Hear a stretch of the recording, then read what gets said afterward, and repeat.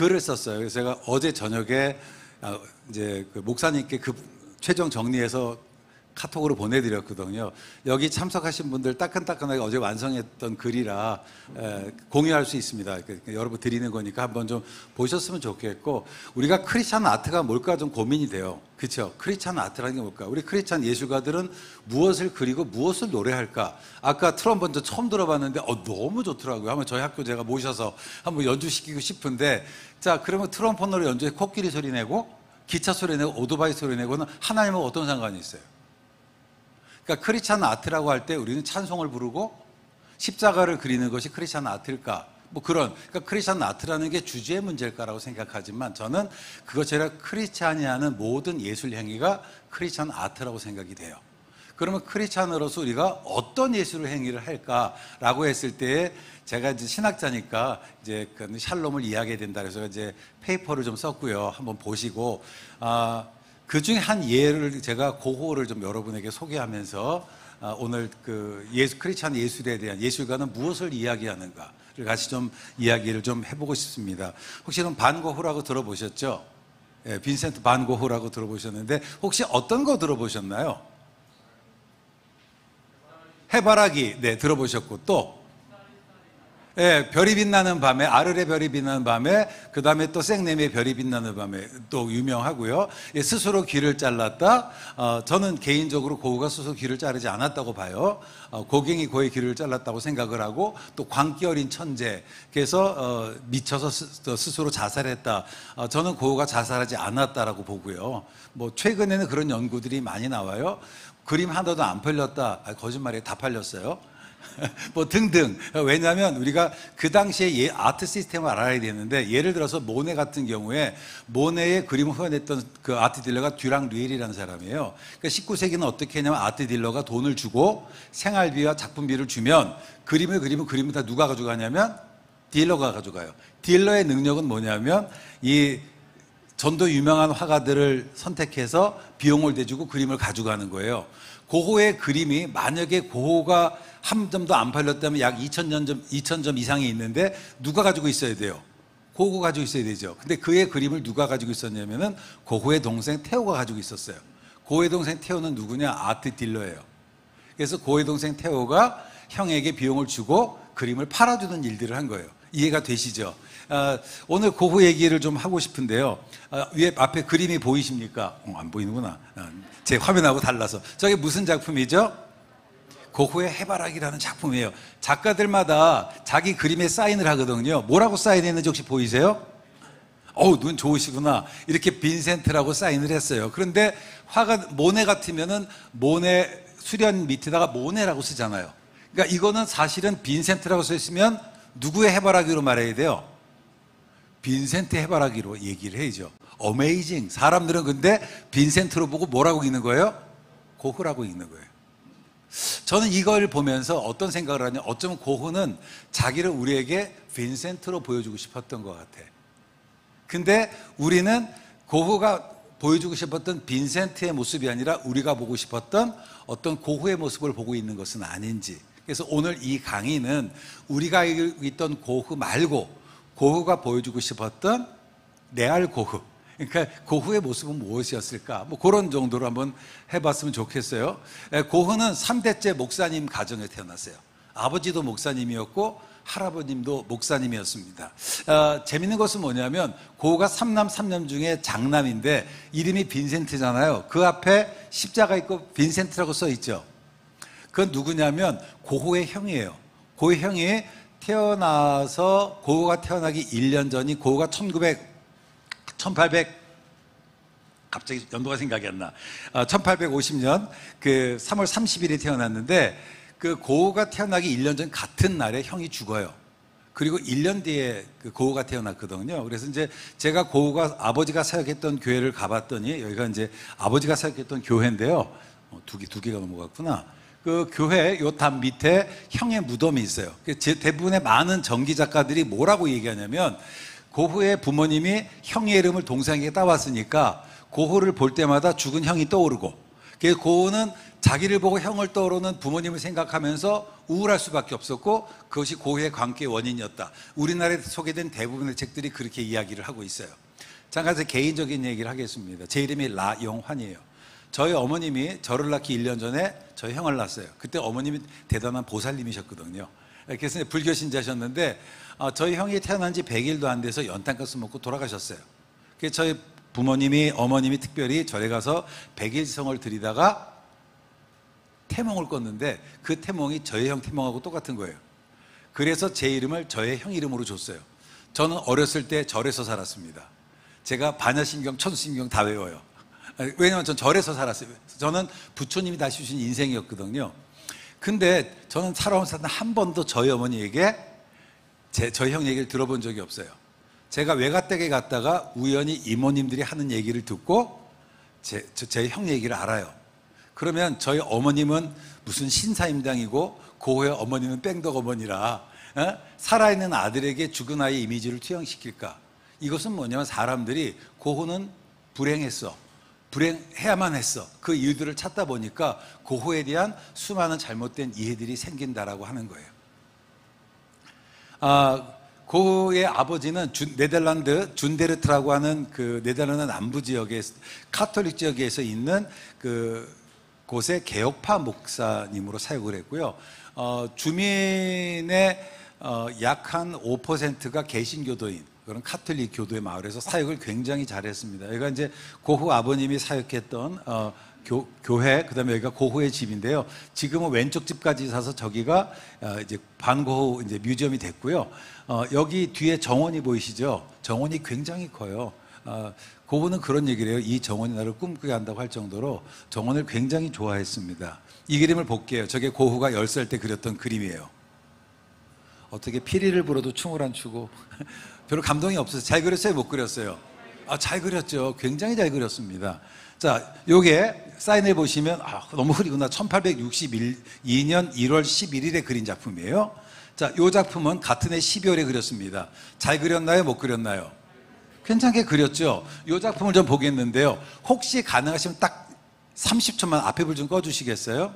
30초만 앞에 불 꺼주시면 여기 얼굴을 보시면요. 왼쪽 끝에 있는 이 얼굴 한번 좀 보시겠습니까? 이 얼굴과 그 뒤에 있는 얼굴을 그렸을 때 그린 사람의 실력이 같을까요? 다를까요?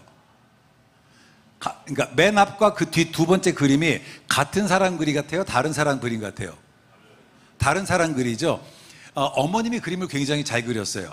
앞에 건 어머니가 그린 거고 뒤에는 고흐가 따라 그렸는데 밸런스가 안 맞으니까 어머니가 한 번 더 그려주고 그 뒤에 하나 둘 셋을 고흐가 자기가 이어서 그린 거예요. 저것이 고흐가 10살 때 그린 겁니다. 제가 2017년 독일 베를린의 훔볼트 대학에서 고흐 가지고 발표할 때 이거 발표를 했었거든요. 자, 이 그림하고 그림 그린 사람의 실력이 같아요? 달라요? 달라요. 그 왜 이런 차이가 생겼느냐 좀 보면 이 앞에 있는 이 그림에 쌓이는 어렴풋이 보이지만 여기 보면 11th of January in 1962라고 써 있으면서 빈센트 반 고흐라고 돼 있는데 글씨체가 이게 애들 글씨체가 아니에요. 되게 잘 썼죠. 저건 뭐냐? 어머니 글씨체예요. 그게 어떤 거냐면 그 외할아버지가 그러니까 어머니의 아버지가 왕립 재단사였었고 어머니가 미술적인 재능이 되게 많았어요. 그러니까 어머니가 그림을 함께 그려준 거예요. 함께 그리긴 했지만 사실은 대부분을 엄마가 그린 거예요. 혹시 여기 미술하시는 선생님 계시죠? 아이들 어렸을 때 숙제 해주신 적 있으세요? 없으세요? 전공시면 안 하시지만 저도 만화는 좀 그리거든요. 그래서 우리 아이들 숙제를 해준 적이 있어요.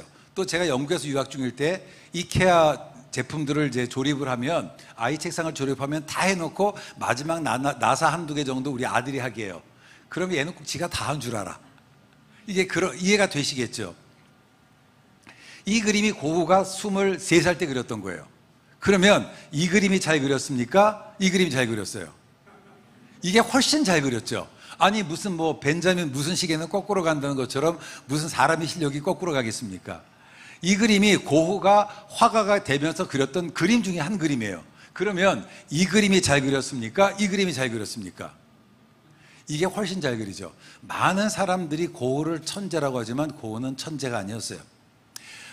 못 그리지는 않았지만 그래도 나도 저 정도는 그린다 할 정도의 그런 사람이었는데, 부족한 재능이었지만 하나님께 드렸을 때 하나님께서 그 부족한 재능에 기름 부어주셔서 정말 많은 사람들의 감동을 주는 그런 위대한 화가가 되었던 것들을 보게 됩니다. 오늘 이 시간 프레이즈 게더링이잖아요. 이 중에는 예술을 하시는 분도 있고 안 하시는 분들도 있는데, 저는 고흐를 보면서 그런 생각해요. 정말 보잘것없는 나의 재능이지만 하나님께 드리고 하나님께서 기름 부어주시면 정말 고흐처럼 나도 위대한 사역자가 될 수 있다. 저는 그런 생각들을 한번 좀 해보게 되고, 하나님께서 이곳에 계신 모든 사역자들에게 동일한 은혜를 주시기를 주의 이름으로 축원합니다. 여기서 목사 티나는 거야. 고흐의 어머니 모습이고요. 고흐 얘기를 좀 할게요. 고흐는 이제 3남 3녀 중에 이제 장남으로 태어났고요. 장남으로 태어났고 초등학교를 다니다가 카톨릭 지역에서 학교를 다니는데, 그 카톨릭 학교의 교장 선생님이었던 그 신부님이 마음에 안 들었던 거예요. 그래서 집단으로 불링을 당해요. 학교에서 매를 맞고. 그래서 초등학교 3학년 때 자퇴를 합니다. 우리나라에 있는 대부분의 전기 작가들은 뭐라고 얘기하냐면은 거봐, 걔 그때부터 별로였어라고 얘기를 해요. 맥락을 좀 봐야 돼요.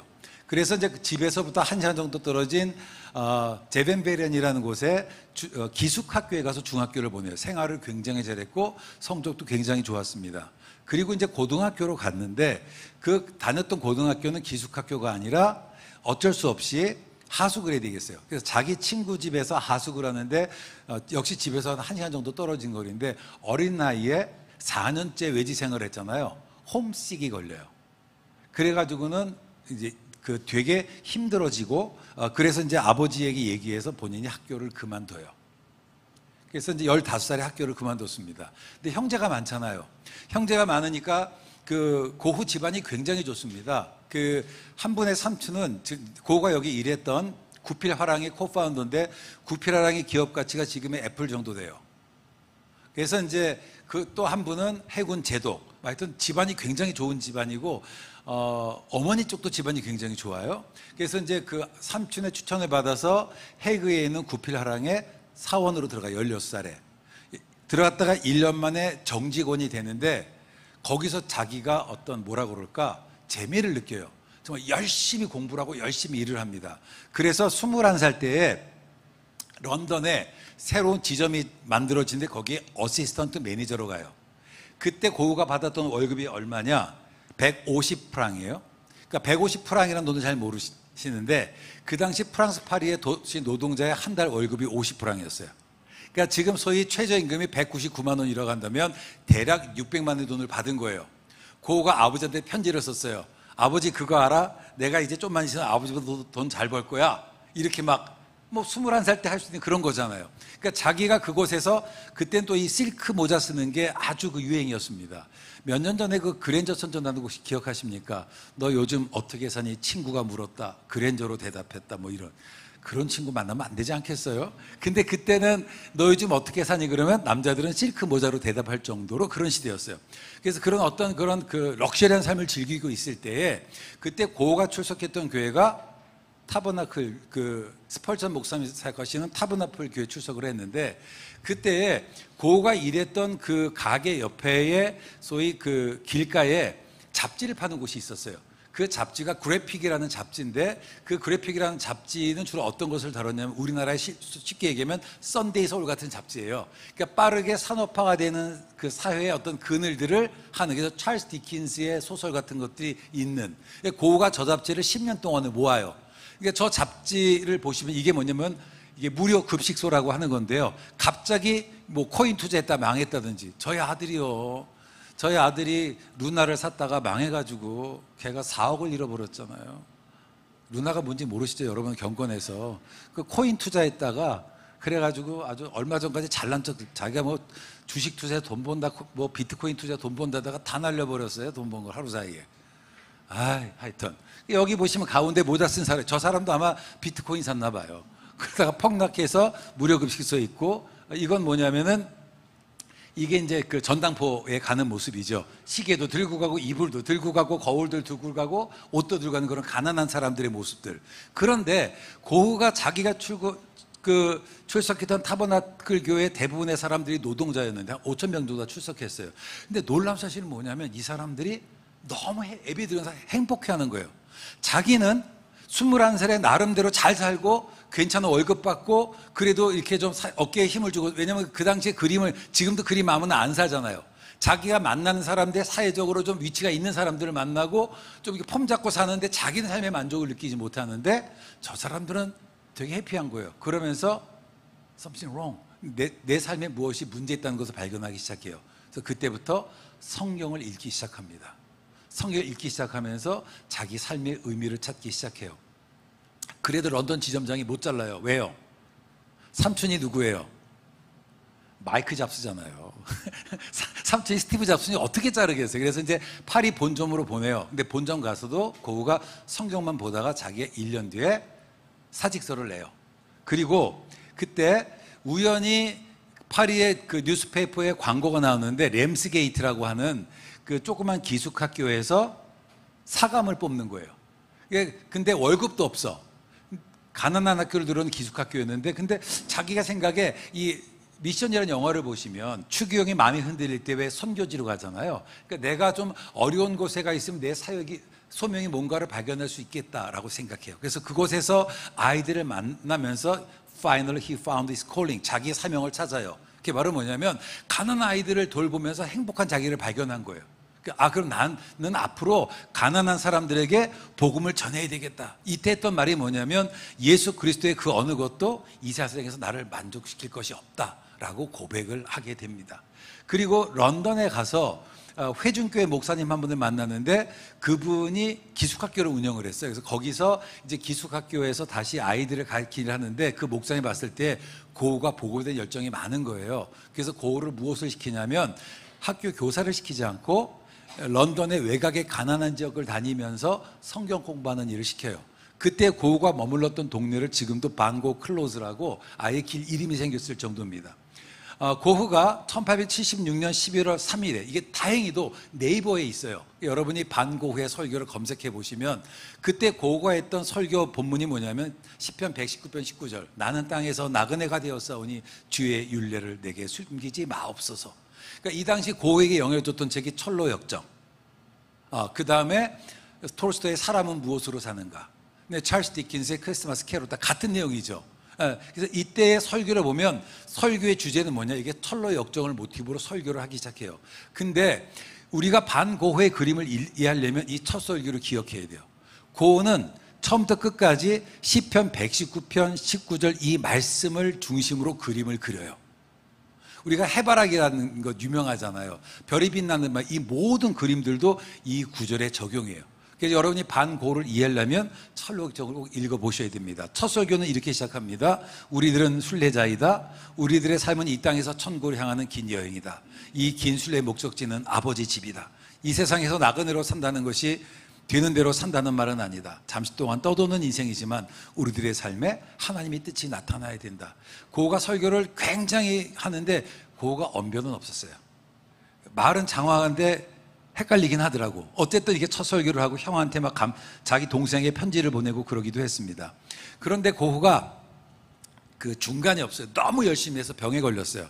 그러니까 이 목사님이 존스 목사님이라는 분인데 여기다 두면 고흐가 죽을 것 같으니까 크리스마스 홀리데이 때 집으로 보낸 거예요.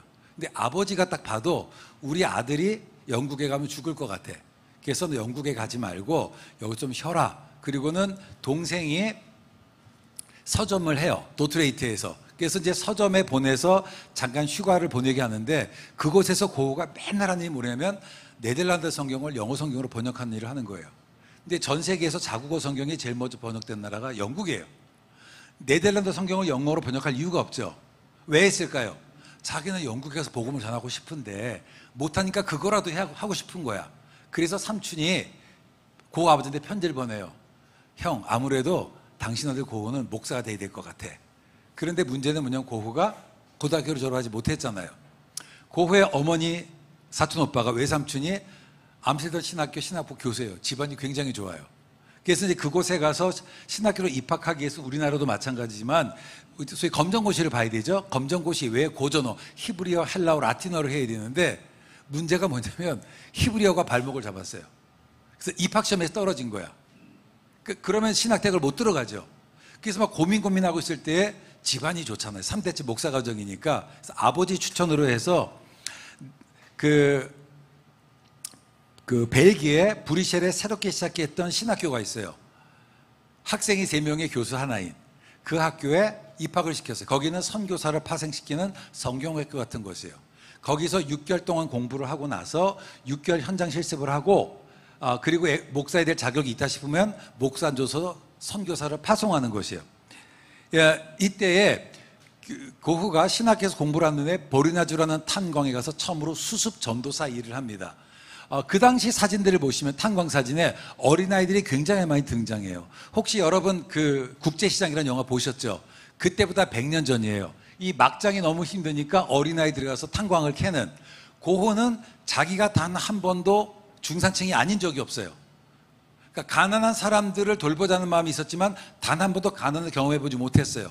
그곳에 가서 처음에 자기의 느낌을 그린 게 저거예요. 어디를 둘러봐도 굴뚝들이 서 있고 산더미 같은 석탄이 광부 주변에 서 있다. 광부들은 모두 여의없고 열병으로 창백하여 피곤하여 보인다. 쇠약하여 비바람에 시달린 모습에다가 거늘고 보인다. 여인들은 모두 쭈그러들었고 지쳐있다. 광산 주변은 연기로 그을린 죽은 나무들과 가시 울타리, 똥더미, 잿더미에 둘러싸인 가난한 광부들의 오두막집이 질비하다. 저런 곳이었어요. 그런데 문제는 고흐가 그 사람들한테 복음을 전하고 싶은데 방법이 없어요. 왜냐하면 아침에 일찍 출근해서 저녁에 늦게 퇴근하는 거예요. 그래서 자기가 어떻게 하냐면은 성경책을 들고 집 앞에 의자를 놓고서 앉아서 성경책을 보고 있는 거예요. 말 좀 시킬까 하고. 그런데 아침에 일하는 광부들의 입장에서 그런 고흐 젊은 놈이 앉아서 책 보고 있으면 마음을 열겠어요? 안 열겠어요? 안 열어요. 갔지만 처음에 몇 주 동안 전도를 못 하는 거예요. 근데 우연히 어떤 일이 생기냐면 마라가스 탄광에서 지하 폭파 사건이 일어났는데 그때 고흐가 지하 300m 내려간 거예요. 내려갔더니 삶이 너무 비참했던 거예요. 그래서 그때 고흐가 충격을 받아서 이게 고흐가 살던 집인데 여기서 나는 월세를 다 내어다가 탄광촌에 있는 가난한 사람들에 내어주고, 그리고 자기는 옆에 있는 헛간에서 살아요. 훌륭하죠. 소위 얘기하는 밥 퍼주는 사역을 한 겁니다. 사람들이 모여들기 시작해요. 많이 모여들었고 열심히 사역을 했습니다. 6개월 지나서 선교회에서 고흐가 목사 될 자격이 있나 없나 심사하는데 떨어졌어요. 이유가 뭔지 아세요? 목사가 품위 없이 거지처럼 생활한다고. 그때는 목사님이 부르주아였거든요. 고흐가 속상할까요? 안 속상할까요? 굉장히 속상했죠. 그래서 이제 소위 선교회 의장을 찾아가서, 회장님을 찾아가서 나 선교사를 보내달라. 이분이 하는 말이 뭐냐면 안 된다. 옥신각신하다가 어느 날 고흐가 포기하지 않거든요. 갔는데 우연히 고흐가 갖고 있던 노트 하나가 펼쳐진 거예요. 이 목사님이 꾀가 났어. 너 그거 뭐니? 저 그림은 아닐 거예요. 저런 그림 중에 하나인데 오다 가다 그린 그림인데요. 꾀가 났어요. 너 그림 잘 그리네? 너 화가해? 그런 거예요. 그래서 고흐가 화가가 됐어요. 한번 따라할까요? 어처구니 없어도 순종하면 간증이 된다. 네, 여러분 곽수홍 목사님 말씀이 어처구니 없어도요 순종하면 간증이 돼요. 할렐루야. 안 믿으시네. 할렐루야. 네, 그래서 고흐가 화가가 됐어요. 고흐가 화가가 된 다음에 처음 했던 말이 뭐냐면 복음 속에 렘브란트가 있고 렘브란트 속에 복음이 있다는 거예요. 이 말이 뭐냐면 나는 원래 목사가 돼서 복음을 전하고 싶었는데 목사가 못 되니까 나는 이제 렘브란트가 화가잖아요. 그림을 통해서 복음을 전해야 되겠다. 이게 소위 말하는 일상생활 영성이라고 하는 거예요. 이게 종교개혁의 영성이잖아요. 중세는 거룩한 것과 거룩하지 않은 것의 구분이 있었다면 종교개혁은 뭐예요? 모든 것이 거룩하다. 내가 서 있는 그곳에서 하나님을 예배합니다. 이것을 그린 거예요. 반고는 원래 복음을 전하고 싶었지만 이제는 가난한 사람들의 삶을 세상에 보여줌으로써 연약하고 상처받는 사람들에 대한 세상의 의미를 일깨워주고자 했습니다. 자, 고흐가 1880년부터 85년도에 그렸던 그림을 한번 잠깐 감상하도록 하겠습니다.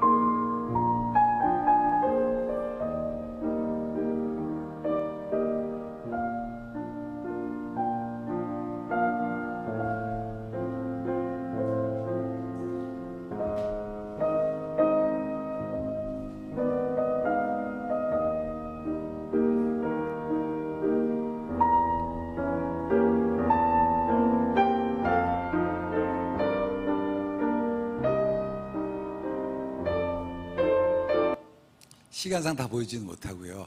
확실히 음악가 들으니까 좋죠. 원래 제 2강의는 아티스트랑 같이 하거든요. 근데 그분들이 다 개강이라 제가 모시지 못해서 그냥 MR로 대체는 했고요. 근데 여러분 처음 80년부터 85년도까지 그림을 그렸던 그림, 저런 거 처음 보시죠? 주로 뭘 그렸나요? 사람들을 그렸어요. 어떤 사람 그렸나요? 일하는 사람, 노동하는 사람들을 그렸습니다. 여러분 같으면 돈이 있으면 저런 그림 사서 벽에 걸어놓겠어요? 아니면 이쁜 풍경을 걸어놓겠어요? 풍경을 걸어놓겠죠. 고흐는 그림의 목적이 파는 게 아니었어요. 왜냐하면 자기는 가난한 사람들에게 복음 전하는 게 목적이었으니까. 그걸 볼 수 있죠. 저 그림을 보시면요, 이게 1885년에 그렸는데 1885년이면 이미 유럽은 산업화가 돼요. 그래서 기계로 지금 방직기계가 돌아갔는데 이거는 너무나도 가난해가지고 그 산업화의 혜택을 받지 못하는 가난한 사람들을 이게 그림으로 그렸던 거예요. 그 사람들은 농사도 짓고 일도 하고, 고흐가 이렇게 노동하는 사람들을 주로 소재로 삼았던 것은 뭐냐? 화가로서 자기의 소명. 건강한 자에게는 의사가 쓸데없고 병든 자에게 쓸데있니라는 말씀처럼 자기의 재능을 가난한 사람들을 위한 치유의 도구로 사용하시기를 원했습니다. 예수님께서 가난한 자와 함께 하시면서 그들을 치유하셨던 것처럼 고흐도 예술로 가난한 사람들을 섬기고자 했다라고 하는 겁니다. 자, 이 고흐가 그렸던 초기 작품들을 보시면 이렇게 노동하는 사람들, 또 노동하는 사람들. 제가 몇 년 전에 그 서울대에서 한번 제가 강의한 적이 있어요. 그랬더니 이제 제가 고흐 가지고 강의한다고 하니까 총신대 교수가 고흐한다고 강의를 하니 이 미대 교수들이 얼마나 신기하겠어요. 근데 한 가지는 제가 데이터가 있거든요. 고흐의 전작품에 도록이 있어요. 그래서 그때 제가 반고의 풍경화를 가지고 제가 얘기한 적이 있어요. 여러분이 요즘 어디 놀러 가면 사진 찍죠. 제가 저게 모의 언덕이라는 작품인데요. 여러분 중에 저런 데 사진 찍을까요? 안 찍을까요? 안 찍겠죠. 근데 고흐의 풍경화를 보면 되게 독특해요. 어떤 것을 그렸느냐? 나 같으면 저런 거 안 그릴 것 같아. 내 눈에 안 들어오는 그런 하찮고 보잘것없는 것들을 그림을 그리더라고. 모래 언덕, 풀밭. 고흐가 그렸다니까 괜찮아 보이지만 그냥 앞에 있는 그냥 흔한 풀들 중에 하나인 거예요. 제가 굉장히 좋아하는 그 숲속에서라는 작품인데요. 나무들 그냥 의미 없는 나무야. 그냥 잡목들을 그렸고요. 나무 밑동, 나무 밑동, 나무 밑동, 나무 밑동. 하다다가 풀뿌리. 그 다음에 잡초들. 저 같으면 저 부러진 나무 뺀 다른 나무를 찍을 것 같아. 그렇죠? 이게 이제 소위 그 브로큰 뷰티라고 네덜란드의 독특한 영성이에요. 그 제이콥 반 루이스달의 그림도 보시면 이게 부러진 나무를 주로 그리는데 이게 뭐냐면 이 세상은 하나님의 은총이 필요한 것이고 그곳에 주로 빛이 많은, 그러니까 그런 네덜란드 개혁파의 전통들이 고흐의 그림에도 어쨌든 드러나요.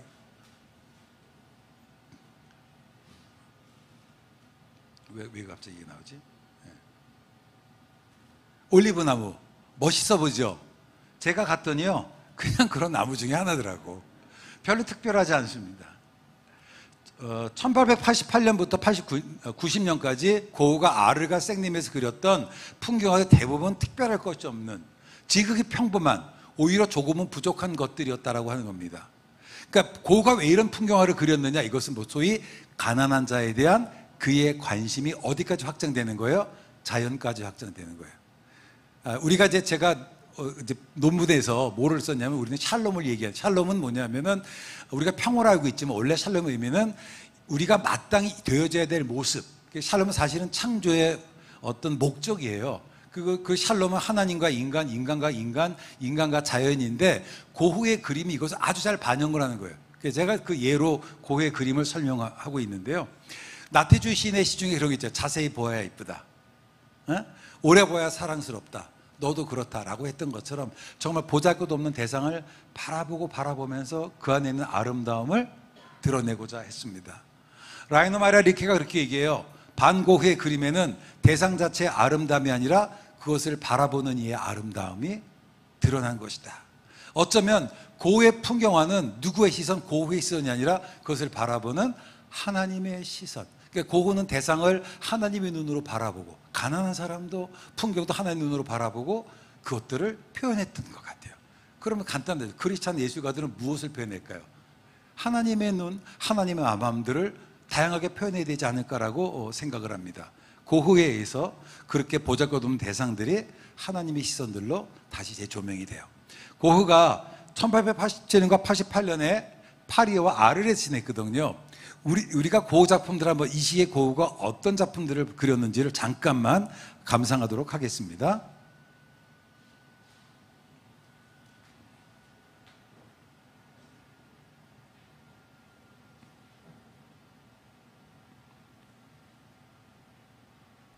왜 얘가 음악이 안 나올까요? 갑자기.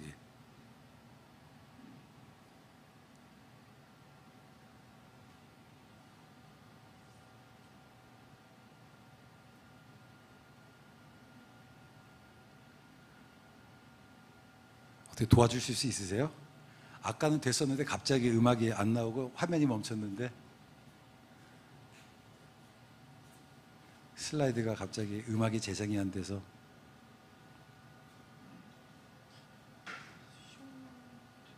그죠? 그냥 할게요. 네. 네. 뭐 어쨌든 그 프랑스 파리 외곽에 정말 볼품없는 풍경들을 그림을 어쨌든 담아냈습니다. 예. 해바라기 얘기를 할게요. 해바라기를 많이 그렸잖아요. 해바라기는 뭐냐? 글자에서 해바라기예요. 해는 태양이신 예수님을 상징하고 태양이신 예수님 바라보는 신자들의 삶의 모습, 소위 이미타티오 크리스트를 묘사한 게 해바라기입니다. 영국에 제가 갔는데 어느 스님이 해바라기를 열심히 바라보고 계시더라고. 제가 그래서 스님 저 해바라기 의미가 뭔 줄 아세요? 제가 그러면서 제가 너무 좋지 했더니 너무 좋고 감동이 된대. 그래서 맞아요. 고에게 태양은 예수님이고 예수님을 따라하는 삶이라고 얘기했더니 거기를 탁 돌리고 가시더라고. 더글라스 듀릭은 뭐라고 얘기했냐면 해바라기는 오랫동안 기독교에서는 세상이 빛이 되신 그리스도를 추구하는 하나의 신자들의 갈망을 표현하는 상징인 거예요. 저는 교회에서 한국교회가 해바라기 꽃꽂이를 해야 돼요. 그리고 교인들로서 신방할 때 저것처럼 기독교적인 의미가 없어요. 그래서 저는 해바라기를 좀 많이 활용하면 좋겠다는 생각이 들고 내년에 해바라기 이렇게 놓으세요. 샘 시갈은 뭐라고 얘기했냐면 해바라기는 뭐냐? 이미타티오 크리스티의 상징이었다라고 이야기를 하고 있습니다. 자, 별이 빛나는 밤에 자, 여러분 하늘에 별이 있어요. 몇 개인지 한번 알아맞혀 보시겠어요? 13개. 13개 보이시는구나. 네, 또 딱 찍어서 다시 맞히면 별이 12개. 맞췄으면 책 드리려고 그랬는데. 네, 별이 12개예요. 여러분 12란 뭐가 생각나요? 12지파, 12장로. 저기 에스카탈로지컬 커뮤니티를 상징하는 거예요. 많은 사람들이 이 그림을 얘기하면서 뭐라고 얘기하냐면 여기 교회가 있는데 다른 집은 불이 켜졌는데 교회가 불이 꺼졌잖아요. 교회에 희망이 없음을 얘기한다라고 많은 사람들이 얘기를 해요. 자, 봅시다. 저 교회가 자기 아버지가 사역했던 교회의 모습을 본단 거예요. 아무리 호로 자식이라도 교회가 죽었다는 걸 표시할 때 아버지 교회를 집어넣지는 않겠죠. 자, 그런데 재밌는 건 뭐냐면 지상에서 하늘에 다 있는 게 두 개예요. 뒤에가 교회 종탑이고 앞에가 사이프러스 나무인데 사이프러스 나무는 예수님의 십자가 재료로 알려져 있습니다. 뭘 얘기할까요? I'm the truth and the life. No one comes to the Father without me. 내가 곧 길이요 진리 생명이니 나로 말미암아 저는 아버지께로 올 자가 없다. 그렇죠? 그러니까 우리가 이 세상에서 천교할 수 있는 유일한 방법은 뭐예요? 예수 그리스도밖에 없다. 야, 은혜 되지 않아요? 그걸 자기가 표현한 거예요. 안 믿으시는 얼굴 보니까. 네? 앞에서 고흐는 이 순례자의 영성인데요. 늘 자기를 저렇게 나그네처럼 묘사를 했고요. 화가들 중에 패션 테러리스트는 고흐이고 가장 패셔니스트는 모네예요. 둘이 극과 극인데 고흐가 특별히 구두로 소재의 그림을 굉장히 많이 그려요. 고흐의 글을 보면 걷는 얘기가 굉장히 많아요. 그러니까 저는 고흐의 글에서 무엇을 보느냐? 소명을 찾고 걷고 걸었던 한 젊은이의 삶의 모습을 보여줘요. 저게 고흐의 그림 중에 앞에 있는 건 슬픔이라는 작품이고 뒤에는 영혼의 문이라는 그 작품인데 저것은 철로역정에 나오는 저 장면을 그림으로 묘사한 겁니다. 그래서 철로역정을 읽으셔야 고흐의 작품을 우리가 제대로 이해할 수 있습니다. 자, 이제 강의를 좀 정리를 할게요. 정리하면서 자, 고흐의 영감의 원천이 세 가지가 있어요. 첫 번째는 뭐냐? 성경이었습니다. 고흐는 맨 오브 더 바이블. 고흐의 편지를 보시면 내가 얼마나 성경에 이끌리는지 넌 잘 알지 못할 거야. 나는 매일 성경을 읽어. 성경 말씀을 내 마음속에 새기고 주의 말씀은 내 발의 등이요 내 길에 빛이란 말씀이 비춰 내 삶을 이해하려고 해. 나는 요즘 내가 다른 사람보다 성경을 더 꼼꼼히 읽는 것을 다행스럽게 여겨요. 과연 우리의 예술적 영감은 어디서 나와야 될까요? 그걸 하나님의 말씀에서 나와야 되는 거예요. 그래서 저는 여러분들이 Man of the Bible, 정말 한 말씀의 사람이 되었으면 좋겠어요. 자기 베르나르라고 하는 사람의 편지를 쓰면서 뭐라고 얘기하냐면은, 나는 너에게 늘 성경을 읽으라 권하고 싶었는데 네가 성경 읽기 시작했구나, 참 잘한 일이야 라고 얘기하면서 뭐라고 얘기를 하냐면, 오직 그리스도만이 영원한 삶의 근본적인 원리라고 선포하고 있어. 그 영원한 삶이 마음의 평안과 헌신의 필요성과 존재의 이유이지. 그분은 모든 예술보다 더 위대한 예술가로서 살아있는 육체로 일하셨지. 그분의 말씀은 너무 풍부해서 창조하는 힘, 순수한 창조의 원동력이 된다네. 이게 중요해요. 그렇죠? 그러니까 우리의 영감의 원천은 말씀이 돼야 되는 거예요. 두 번째, 고흐는 또 독서광이었어요. 책을 엄청나게 읽었습니다. 제가 고흐의 하루의 편지를 볼게요. 나는 책에 억누를 수 없는 열정을 가지고 있어. 지난 겨울엔 섹스피어와 빅토 후고 찰스 디킨스 해리엇 비처스트를 읽고, 최근에는 아이스 킬러스와 여러 가지 고전적인 책도 읽었어. 섹스피어 안에 렘브란트적인 거, 미셸 코레츠적인 거 있고, 또 빅토 휴고 안에 드라쿠라적인 게 있으며, 비처스트 안에 아리 셰퍼적인 거, 그리고 존 변화에는 마티아스 마리스와 밀리적인 것이 있어. 뿐만 아니라 복음서 속에 렘브란트의 렘브란트 복음서가 있단다. 나는 디킨스의 두 도시 이야기에 나오는 리처드 카트는, 그리고 잘났어 정말. 지금 하루의 편지에 얼마나 많은 책이 나오는 거예요. 그렇죠? 고흐가 그만큼 책을 많이 읽었다는 거예요. 그래서 저는 여러분들이 한 손에는 성경을, 한 손에는 책을 읽었으면 좋겠어요. 그래서 이 세상 사람들이 고민하는 문제들에 대해서 성경을 가지고 대답해 줘야 되지 않겠는가. 세 번째 영감의 원천은 뭐냐? 그것은 삶이에요. 고흐의 삶. 앞에서 제가 말씀드렸는데, 이게 그 구두라는 작품인데요. 둘 다 왼쪽 구두예요. 한 짝이 아닙니다. 근데 구두가 다 낡아버졌잖아요. 고흐가 1880년 파리에서 구두를 소재로 그림을 그렸던 것은 어쩌면 낡고 낡아버린 구두에서 소명을 찾고 또 찾았던 자기의 삶을 보았기 때문이 아닌가라고 생각을 합니다. 그의 구두는 단순한 구두가 아니었습니다. 그 구두에는 소명을 찾고자 했던 한 젊은이의 갈망이 담겨져 있습니다. 그리고 닳아버린 구두는 그가 얼마나 진실하게 삶을 탐구했는가를 우리에게 보여주고 있습니다. 한번 같이 읽어볼까요? 시작. 네. 제가 이제 학교에서 강의하는데 학부모가 제일 좋아하는 게 뭐냐면, 선 하나라도 그리지 않는 날은 단 하루도 없었다. 영어 단어 하나라도 암기하지 않는 날은 하루도 없었다. 뭐 이런 거죠. 우리가 보통 재능이 고흐를 고흐 되겠다고 생각한 재능이 아니라 그의 노력이었습니다. 그리고 그의 노력 가운데 하나님께 기름 부어주셨던 거예요. 내가 지금 재능이 없어도 상관없어요. 고흐가 30살에 화가의대로 작정했습니다. 그리고 하나님께서 그런 그의 기름 부어줬을 때 37살 때에는 7년 됐을 때는 모든 사람들이 좋아하는 그런 위대한 great 아티스트가 된 거예요. 저는 여러분들에게도 동일한 은혜가 일어날 거라고 저는 생각을 합니다. 고흐의 성숙기 작품을 혹시 작동이 되면 잠깐 보고 마지막 결론 내도록 하겠습니다.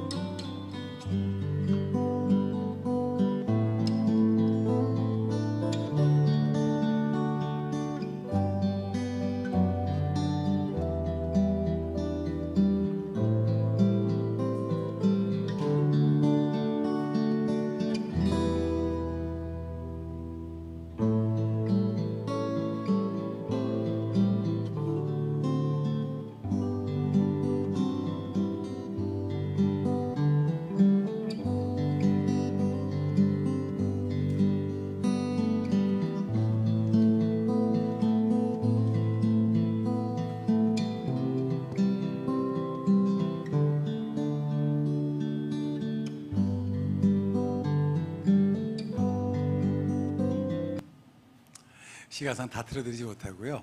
복음 속에 렘브란트 있고 렘브란트 속에 복음이 있다. 저 말은 고흐의 소명을 보여주는 거고, 어쩌면 이것이 이 중에 보니까 예수가 아닌 사람들도 있잖아요. 그렇죠? 저는 여러분들의 동일한 소명으로 좀 다가갔으면 좋겠어요. 고흐는 도식화된 비둘기, 파이어, 뭐 그런 어떤 십자가, 그런 기독교적인 이미지를 사용하지 않고도 기독교적인 그림을 그렸어요. 앞에서 크리스천 아트가 뭐냐라고 얘기했죠. 그것은 그 주제의 문제가 아닌 거예요. 결국은 행위자의 문제고, 우리가 우리의 고백을 담아내는 거예요. 담아내는 방식은 다양하게 표현할 수도 있는 거예요. 저는 그런 것들을 우리가 고민하면서 해나갔으면 되게 좋겠다라고 생각합니다. 고우는 일상을 거룩한 눈으로 바라보았습니다. 성직자로서, 화가로서 고우가 추구했던 것은 뭐냐? 소외받고 고통받는 사람들에 대한 치유였어요. 고우에게 그림은 자기를 변하는 수단도 자기의 대상을, 자기의 감정을 표현하는 수단이 아니라 하나님의 눈으로 대상을 바라보면서 그 안에 있는 아름다움을 드러나고자 했습니다. 고우는 가난한 사람들에게 복음을 전하고 싶었습니다. 그림은 그것이 뜻대로 이루어져 선택한 두 번째 소명이었습니다. 고우는 긍휼의 마음으로 사회적 약자들에게 다가가 예수를 통해서 그들을 치유하고자 했어요.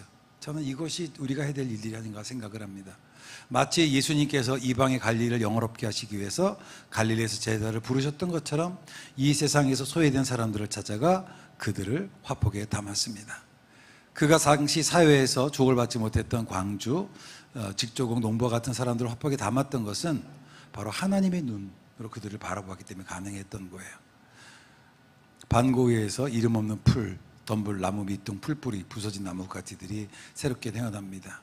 초라한 잡목들이 아름답게 보이는 것은 그 잡목이 아름다워서가 아니라 그것을 바라보는 이의 눈이 아름다워서 그렇습니다.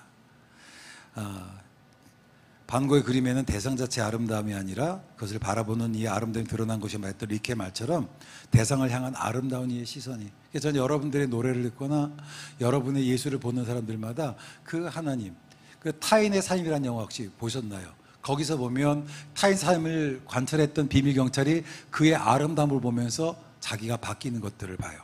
어쩌면 우리들의 삶은, 우리들의 노래는, 우리들의 예술활동은 세상 사람들에게 타인의 삶일 수 있어요. 하지만 우리 안에 있는 그 아름다움이 그들에게 변화의 또 구원의 계기가 될 수 있음들을 우리가 기억했으면 좋겠습니다. 선이라고 하는 건 뭐냐? 선은 거창하지 않은 작은 섬김에 의해서 이 세상에 확장됩니다. 고에게 작은 섬김은 그림이었고, 여러분에게 작은 섬김은 노래고, 우리가 하는 모든 또 예술적 작업이라고 생각합니다. 하나님의 나라는 하나님의 눈으로 대상을 바라보고 그것을 바라본 것을 화폭에 담고 곡제에 담는 작은 이들의 섬김을 통해서 확장되는 것입니다. 세상에서 가난하고 슬프게 살았지만 사랑하는 마음, 아름다운 생각, 일창하고 애쓰고 살았던 그의 그림이 그가 떠나 100년 지난 후에도 많은 사람들이 감동을 주는 것처럼 우리의 따뜻한 마음과 시선을 통해서 지친 영혼들이 위로와 안식을 경험했으면 좋겠어요. 그건 우리에게 얘기합니다. 소명을 따라 산 삶이 행복한 삶이라고. 영상 하나 보고 마치겠습니다. 지금 보시는 영상은 BBC에서 만든 닥터 후라는 영상이고요. 저거는 그 닥터 후가 고우가 자살했다는 걸 전제로 해서 자살하기 전에 교회 고우를 100년 후로 데려온 거예요. 오르세 뮤지엄에서 봐라, 네가 얼마나 유명하냐. Ignore that. I've got something more important to show you. Take all your chances while you can. Never know when they'll pass you by. Like a song the mathematician cannot solve. Like me, trying my hardest to explain.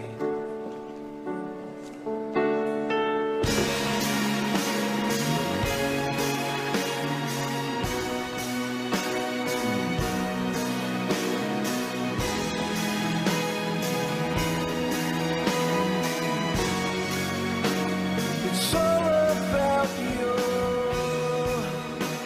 cries and kisses, those first steps that I can't calculate. Black. We met a few days ago. I asked you about the church and a verse. Oh, yes. Glad to be of help. You were nice about my tie. Yes. And today is another cracker, if I may say so. But I just wondered, between you and me, in 100 words, where do you think Van Gogh rates in the history of art? Well, big question. But to me, Van Gogh is the finest painter of them all. certainly the most popular great painter of all time, the most beloved, his command of color the most magnificent. He transformed the pain of his tormented life into ecstatic beauty. Pain is easy to portray, but to use your passion and pain to portray the ecstasy and joy and magnificence of our world, no one had ever done it before. Perhaps no one ever will again. To my mind, that strange, wild man who roamed the fields of Provence was not only the world's greatest artist, but also one of the greatest men who ever lived. 한번 생각해 봐요. 어느 날 만약에 우리가 하나님 앞에 있을 때 하나님에게 우리 박장로님이 one of the greatest men in the world 막 이런 말을 들었다고 한다면, 그렇죠? 만약에 내가 고우 같은 입장이었다면 그 고우 같은 내가 지금 오늘 하루하루를 고민하고 좌절하고 힘들게 살아온 나에게 뭐라고 얘기할까요? 괜찮아. 지금부터 시작하면 되는 거야. 소명을 따라 산 삶이 행복한 삶이야. 최선을 다한 사람은 실패하지 않아. 울며 씨를 뿌린 사람은 기뻐 그 단을 거두는 거야 라고 하지 않을까요? 참 힘든 예수의 길을 걷는 사람들에게 저는 고흐가 위로가 되었으면 좋겠어요. 강의를 마치겠습니다. 감사합니다.